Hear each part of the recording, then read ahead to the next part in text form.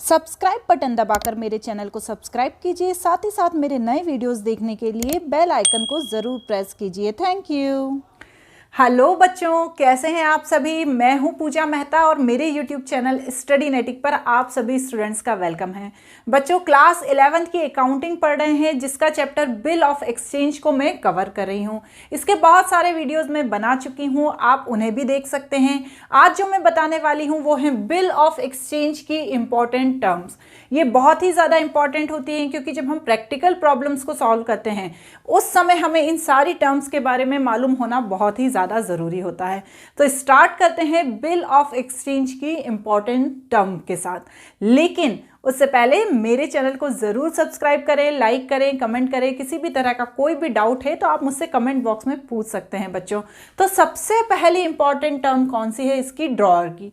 हम इसे समझ चुके हैं, फिर भी थोड़ा सा मैं आपको ब्रीफ में बता देती हूँ। जो बिल ऑफ एक्सचेंज को तैयार करता है वो ड्रॉअर कहलाता है। सेकंड होता है ड्रॉई। ड्रॉई कौन होता है? जिसके लिए वो बिल ऑफ एक्सचेंज तैयार किया गया है, मतलब बायर के लिए, क्योंकि बायर ही आता है ना सेलर के पास और कहता है कि मुझे उधार सामान दे दो। जिसके बदले में क्या करता है जो सेलर होता है, एक बिल ऑफ एक्सचेंज तैयार करता है। किसके लिए? बायर के लिए। तो ये कौन होता है? ड्रॉई। तो मैं ब्रैकेट में लिख देती हूँ, ये कौन है? बायर। और ये कौन है? सेलर। ठीक है। अब ये थर्ड पॉइंट में होता है पेई। पेई कौन है? ये एक थर्ड पार्टी होती है जो किसके द्वारा बताई जाती है? सेलर के द्वारा बायर को बोली जाती है कि भैया जो ये बिल ऑफ एक्सचेंज है इसका पेमेंट तुम मुझे ना करके मेरी ये पार्टी है थर्ड पार्टी, उसको कर देना, क्योंकि मैंने भी उससे कभी पैसे लिए थे और मुझे उसको वो पैसा चुकाना है। अब तुम मुझे पैसे दोगे, मैं उसे पैसे दूंगा, इससे तो अच्छा है कि तुम डायरेक्ट उसको पैसे दे देना। तो पेई थर्ड पार्टी कहलाती है। इसके बारे में हम डिटेल में समझ चुके हैं, ठीक है ना। ये तीनों टर्म्स हैं। यदि इसको आपको और डिटेल में समझना है तो आप मेरे प्रीवियस वीडियोस देख सकते हैं। नेक्स्ट है टर्म ऑफ बिल। देखिए बच्चों, जिस दिन बिल तैयार किया जाता है उसकी डेट उस बिल पर लिखी होती है, और जिस दिन उस बिल का पेमेंट किया जाना है उसकी डेट भी उस बिल पर लिखी होती है। तो उनके बीच की जो ड्यूरेशन है वो क्या कहलाती है? Term of bill.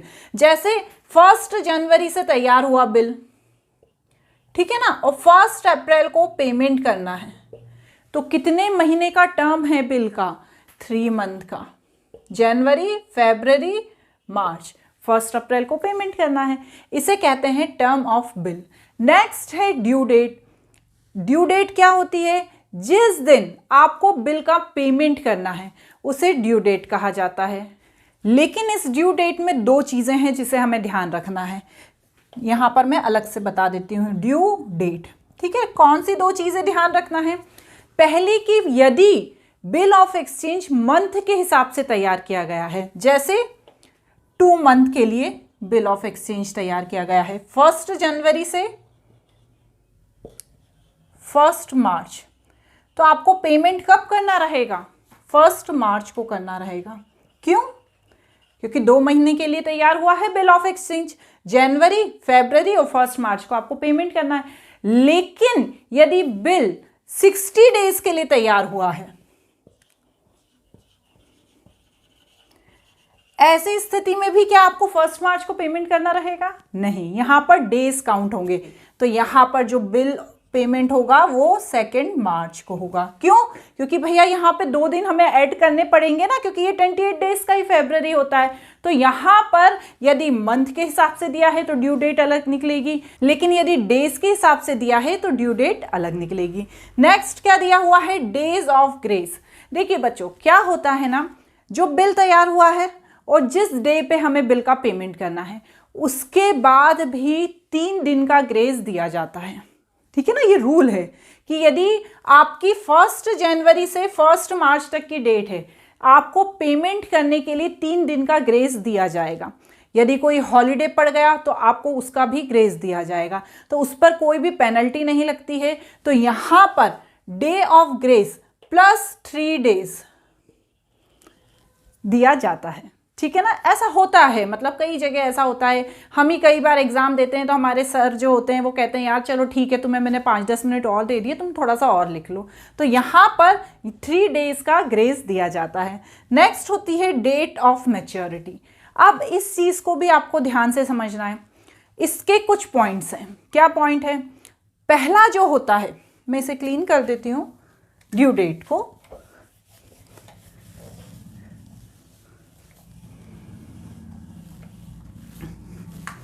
पहला जो होता है वो है on demand, date of maturity. पहला है ऑन डिमांड और ऑन साइट। इसका मतलब यह होता है कि जो बिल ऑफ एक्सचेंज तैयार किया जाता है वो डिमांड पर भी सेलर अपने बायर से पैसा मांग सकता है, ड्रॉअर अपनी ड्रॉई से पैसा मांग सकता है। इस तरह के बिल ऑफ एक्सचेंज पर किसी भी तरह की डेट का मेंशन नहीं होता है। इसमें जब मन होता है ड्रॉअर का, वो फ़ोन करेगा और बोलेगा ड्रॉई को कि यार आज मुझे पैसों की ज़रूरत है, तुमने जो मुझसे पैसा उधार लिया था वो मुझे दे दो।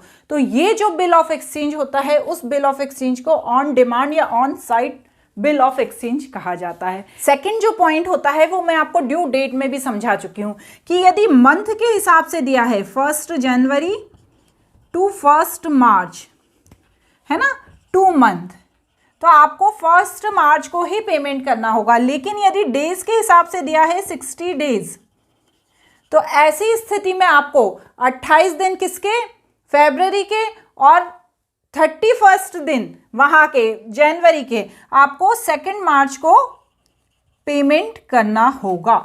ओके, क्लियर हो गई बात। नेक्स्ट है बिल एट साइट और बिल ऑन डिमांड। ये वही चीज़ है जो अभी मैंने आपको बताई है डेट ऑफ मैच्योरिटी में, कि जो ड्रॉअर होता है वो डिमांड करके भी ड्रॉई से पैसा मांग सकता है। नेक्स्ट है डिस्काउंटिंग बिल। देखिए ये भी बहुत इंपॉर्टेंट टर्म है। क्या होता है, जैसे बिल ऑफ एक्सचेंज तैयार किया गया 3 महीने के लिए, ड्रॉअर ने अपने बिल ऑफ एक्सचेंज पे लिखा कि 3 महीने बाद ड्रॉई मुझे पैसा देगा, लेकिन ड्रॉअर को 1 महीने बाद ही पैसों की ज़रूरत हो गई। अब वो क्या करेगा, वो ड्रॉई से मांग तो नहीं सकता क्योंकि उस पर तो लिखा है कि वो 3 महीने बाद पेमेंट करेगा। ऐसी स्थिति में वो कहाँ जाता है, बैंक के पास जाता है और उस बिल ऑफ एक्सचेंज को बैंक को दिखाता है और बैंक से कहता है कि ये जो है व्यक्ति, ये हमें 2 महीने बाद, क्योंकि 1 महीना तो गुजर चुका है, 2 महीने बाद ये पैसे देगा, आप मुझे अभी ज़रूरत है, अभी पैसे दे दीजिए। तो बैंक क्या करता है, उसे पैसे देने को तैयार हो जाता है, लेकिन वो उसके कुछ चार्जेस काट लेता है, क्योंकि भैया वो ऐसे तो देगा नहीं, क्योंकि उसे भी तो 2 महीने बाद पैसा मिलेगा ना, तो उसके वो कुछ डिस्काउंट्स या कुछ चार्जेस काट लेता है और फिर ड्रॉअर को पैसा देता है। तो इसे क्या कहते हैं, डिस्काउंटिंग बिल कहते हैं। क्लियर हुआ। इसमें बैंक से पैसा मिल जाता है ड्रॉअर को और ड्रॉई किसको फिर पेमेंट करता है, बैंक को पेमेंट करता है। क्लियर हुआ। नेक्स्ट है एंडोर्समेंट ऑफ बिल। एंडोर्समेंट का मतलब क्या होता है, इसमें थर्ड पार्टी इन्वॉल्व होती है, एक ड्रॉअर, एक ड्रॉई और एक पेई। इसमें क्या होता है, ड्रॉअर ड्रॉई से कहता है कि तुम मेरे जो ये पैसे हैं इसका पेमेंट मुझे ना करके मुझे तीसरे व्यक्ति को वो ये पैसे देने थे, तो तुम डायरेक्ट उसको पैसे दे देना। ये एक मैंने ग्राफ बनाया था ना यहाँ पर,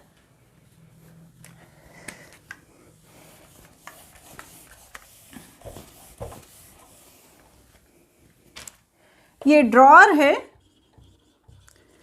ये ड्रॉई है और ये पेई है। ठीक है। बिल ऑफ एक्सचेंज किसने तैयार किया, ड्रॉअर ने। ड्रॉई को पैसे देने हैं 5,000 रुपये। क्लियर। और इस ड्रॉअर को, इस व्यक्ति को पैसे देने हैं 5,000 रुपये। अब क्या होगा, ड्रॉअर पहले ड्रॉई से पैसे लेगा 5,000 और फिर वो पेई को देगा। तो वो क्या करेगा, डायरेक्ट ड्रॉई से बोल देगा कि भैया तुम जाओ, तुम ये जो 5,000 है वो डायरेक्ट पेई को दे देना। तो ये जो पूरा घूम के आने वाली जो प्रोसेस है वो ऐसे ना आके डायरेक्ट ऐसे हो जाएगी। तो इसे क्या कहते हैं, एंडोर्समेंट ऑफ बिल। नेक्स्ट है बिल सेंट फॉर कलेक्शन। इसमें क्या होता है ना बच्चों, बिल जैसे कोई भी सेलर ने तैयार किया, आप कंफ्यूज तो नहीं हो रहे ना, सेलर मतलब ड्रॉअर, बायर मतलब ड्रॉई। यदि किसी सेलर ने बिल ऑफ एक्सचेंज तैयार किया और 3 मंथ का उसकी मैच्योरिटी डेट है, अब वो इतना बिजी व्यक्ति है कि उसे याद ही नहीं है कि भैया 3 महीने बाद उसे उस व्यक्ति से पैसा लेना है, वो रखा हुआ है उसके ड्रॉर में, पैसे जो बिल ऑफ एक्सचेंज है वो उसके ड्रॉर में रखा है। कभी कभी डेट निकल जाती है तो वो भी एक टेंशन की बात हो जाती है, एक दो बार उसके साथ हुआ होगा, उसका एक्सपीरियंस होगा ड्रॉर का। तो वो क्या करता है, ये जो बिल ऑफ एक्सचेंज है उसे ले जाकर किसे दे देता है, बैंक को दे देता है, और बोलता है कि भैया 3 महीने बाद जब इसकी मैच्योरिटी डेट आएगी तो आप जाके ड्रॉई से पैसे कलेक्ट कर लेना, क्योंकि मैं हूँ बड़ा बिजी, मुझे कुछ याद नहीं रहता। तो बैंक के पास वो एक नोटिफिकेशन डाल देता है और उस बिल ऑफ एक्सचेंज को डाल देता है कि भैया जब इसकी मैच्योरिटी डेट आएगी तब आप जाना और किससे, ड्रॉई से पैसे कलेक्ट कर लेना। तो उसे क्या बोलते हैं, bill send for collection. Next है डिसऑनर ऑफ बिल। कभी कभी क्या होता है, जो ड्रॉई होता है वो पेमेंट नहीं कर पाता, सपोज उसके पास पैसे ही नहीं है, ड्रॉर ने बिल ऑफ एक्सचेंज के लिए उसको बार बार बोला कि भैया तुम्हारी डेट आ गई है तुम पेमेंट कर दो, लेकिन ड्रॉई के पास पैसे ही नहीं है, वो इंसॉल्वेंट हो गया या कोई भी ऐसा कारण हुआ जिसके कारण उसके पास पैसे नहीं है, तो वो कैसे पेमेंट करेगा। तो ऐसी स्थिति में क्या होता है, उस बिल का डिसऑनर हो जाता है, तो उसे डिसऑनर ऑफ बिल कहते हैं। नेक्स्ट है रिटायरमेंट ऑफ बिल। अब इसमें क्या होता है, जो बायर होता है वो सेलर के पास आता है और बोलता है कि मेरे पास कहीं से पैसे आ गए हैं और 3 महीने पूरे नहीं हुए हैं, जो बिल बना है वो 3 महीने के लिए बना है, और वो सेकंड मंथ में आता है और बोलता है कि मेरे पास पैसे आ गए हैं तो आप ये पैसे रख लो और इस बिल को ख़त्म कर दो। मैं जो 1 महीने बाद देने वाला था पर अभी पैसे आ गए मेरे पास, तो आप ऐसा करो ये पैसे रख के इस बिल को ख़त्म कर दो। तो ड्रॉर को तो बड़े मज़े आ जाते हैं, उसकी बल्ले बल्ले हो जाती है, तो वो क्या करता है कि उस बिल को रिटायर कर देता है, ख़त्म कर देता है, तो उसे क्या कहते हैं, रिटायरमेंट ऑफ बिल, और पैसे कलेक्ट कर लेता है। नेक्स्ट है रिन्यूअल ऑफ बिल। अब बहुत सी बार क्या होती है, दोस्ती यारी में बिल ऑफ एक्सचेंज तैयार होता है, ठीक है। अब 3 महीने आ जाते हैं पर भैया जो देने वाला है बहुत बड़ी रकम होती है, उसके पास पैसे अभी भी नहीं होते हैं, तो वो अपने दोस्त है या जो अपने पहचान का जो ड्रॉर है या सेलर है उससे कहता है यार तू मुझे 1 महीने का टाइम और दे दे, तो मैं इसमें 1 महीने बाद तुझे पैसे दे दूंगा, अभी मेरे पास थोड़ी पैसे की तंगी चल रही है। तो वो क्या करता है, रिन्यूअल कर देता है उस बिल का, वो उस पर भरोसा रखता है कि हाँ इसके पास पैसा आ जाएगा 1 महीने बाद और ये 1 महीने बाद पैसा दे देगा, तो वो उस बिल को रिन्यूअल कर देता है और उसमें 1 महीने बाद का नया बिल ऑफ एक्सचेंज तैयार करता है, जिसमें 1 महीने बाद की ड्यू डेट डली होती है। नेक्स्ट है अकोमोडेशन ऑफ बिल। इसके अनुसार क्या होता है, बहुत सी बार ड्रॉर किसी की मदद करने के लिए भी बिल ऑफ एक्सचेंज तैयार करते हैं कि भैया आज उसको ज़रूरत है, वो अभी पेमेंट नहीं कर पा रहा, 3 महीने बाद उसे दूसरी जगह से पेमेंट आने वाला है, वो मुझे पेमेंट कर देगा, पर आज उसे ज़रूरत है तो मुझे उसका पेमेंट, उसको ये सामान दे देना चाहिए। तो वो एक बिल ऑफ एक्सचेंज तैयार करता है, वो सिर्फ मदद के पर्पज़ से उसको तैयार करता है कि यार उसकी मदद हो जाएगी, आज उसे पैसों की ज़रूरत है, तो उसे क्या कहते हैं, अकोमोडेशन ऑफ बिल। नेक्स्ट है नेगोशिएशन। देखिए चाहे प्रॉमिसरी नोट हो चाहे बिल ऑफ एक्सचेंज हो, इसमें क्या होता है, हम कभी कभी क्या करते हैं, जैसे मैच्योरिटी डेट आने वाली है और हमें जाना है हमारी फैमिली के साथ कहीं घूमने, या हमें हमारे बिजनेस टूर पे जाना है, अब वो डेट आने वाली है, तो हम क्या करते हैं, किसी तीसरे व्यक्ति को बोलते हैं कि यार तुम मेरे बदले जाके उससे वो पैसे ले लेना। उससे क्या कहते हैं, नेगोशिएशन कहते हैं, ठीक है ना, जिसमें वो क्या करता है, किसी तीसरे व्यक्ति को बोलता है कि जाके तुम ड्रॉई से पैसे वसूल कर लेना। ये प्रॉमिसरी नोट के लिए भी होता है और बिल ऑफ एक्सचेंज के लिए भी होता है। बच्चों इस तरह से ये सारी इंपॉर्टेंट टर्म्स हैं, ये प्रैक्टिकल प्रॉब्लम्स को सॉल्व करते समय बहुत ही ज़्यादा ज़रूरी है इनको जानना।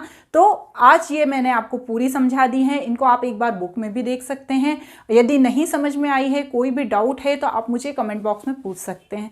आपको मेरा ये वीडियो कैसा लगा मुझे ज़रूर बताइएगा। Thank you.